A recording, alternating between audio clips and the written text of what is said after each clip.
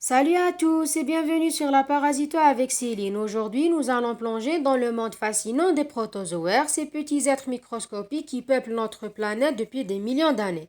Nous allons explorer leurs principales caractéristiques, découvrir leurs différents embranchements et rencontrer quelques exemples surprenants qui vont vous étonner. Préparez-vous à voyager dans un univers invisible mais incroyablement vivant. Les protozoaires, c'est un surrègne qui fait partie du règne animal, c'est-à-dire ils sont considérés comme étant des animaux. Ce sont des organismes unicellulaires, donc une seule espèce est composée d'une seule cellule. Ce sont des eucaryotes, donc ils ont un vrai noyau, c'est-à-dire leur matériel génétique est entouré par une enveloppe nucléaire bien déterminée. Ce sont très diversifiés, capables de vivre librement dans l'eau, le sol ou les milieux humides, mais aussi en parasites chez l'homme, l'animal et parfois même chez les végétaux. Certains sont inoffensifs et participent à l'équilibre des écosystèmes, tandis que d'autres sont des agents pathogènes responsables des maladies graves. Le sous-règne des protozoaires englobe 5 grands embranchements. Ce sont les Sarcomastigophora, les Apicomplexa, les Ciliophora, les Microspora et les Myxozoa. L'embranchement de Sarcomastigophora, c'est l'embranchement qui regroupe les amibes qui se déplacent et se nourrissent grâce aux pseudopodes et les flagellés qui utilisent un ou plusieurs flagelles pour se déplacer. Comme vous voyez dans cette image, plusieurs espèces exemplaires qui font partie de l'embranchement de Sarcomastigophora comme les Leishmania spp, les Trypanosoma spp, Giardia intestinalis et les Entamoeba spp. Le deuxième embranchement, c'est l'embranchement des Apicomplexa. Ce sont des parasites intracellulaires caractérisés par un appareil apical leur permettant de pénétrer dans les cellules hôtes. Comme exemple, on cite l'espèce pathogène responsable de la toxoplasmose chez l'humain, c'est la Toxoplasma gondii.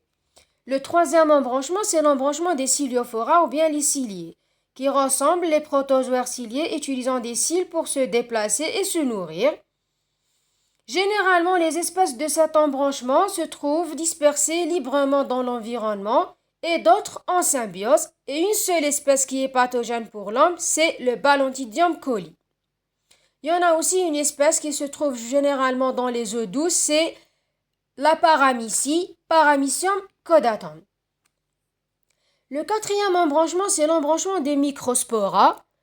Ce sont appelés aussi les microsporidies, se sont caractérisés par la production des spores résistants. Ils sont surtout responsables d'infections opportunistes chez les personnes immunodéprimées. Les microsporidies ou bien les microspora ont été classés comme étant des protozoaires, mais aujourd'hui, leur classification a été changée et ils sont devenus des champignons très spécialisés grâce aux études de biologie moléculaire. Ce sont des parasites intracellulaires obligatoires qui infectent de nombreux hôtes, y compris l'être humain. Elles sont particulièrement importantes chez les espèces ou bien les personnes immunodéprimées comme les patients atteints du VIH. Le cinquième embranchement, c'est l'embranchement des myxozoa. Constitués principalement de parasites de poissons, et leur importance est surtout vétérinaire, en particulier dans l'aquaculture, et leur impact médical humain reste limité. Les myxozoa sont des parasites microscopiques très particuliers. Pendant longtemps, ils ont été considérés comme des protozoaires à cause de leur petite taille et leur structure très simple. Cependant, des études génétiques récentes ont montré qu'ils sont en réalité des cnidaires très réduits, proches des méduses et des anémones. De mer, leur corps est extrêmement simplifié et se limite souvent à des spores et quelques cellules, ce qui leur permet de vivre uniquement à l'intérieur de leur hôte, même si leur apparence est surprenante. Comprendre leur cycle de vie et leur effet sur les poissons ou d'autres hôtes reste essentiel. Donc les protozoaires représentent un groupe très diversifié, comprenant à la fois des espèces commensales sans danger et des espèces pathogènes responsables de maladies parfois graves.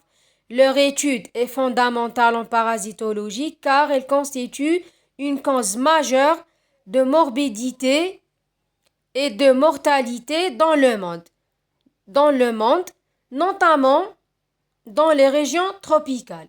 En arrivant à cette partie, je vous dis merci pour votre attention et à très bientôt pour notre prochaine vidéo.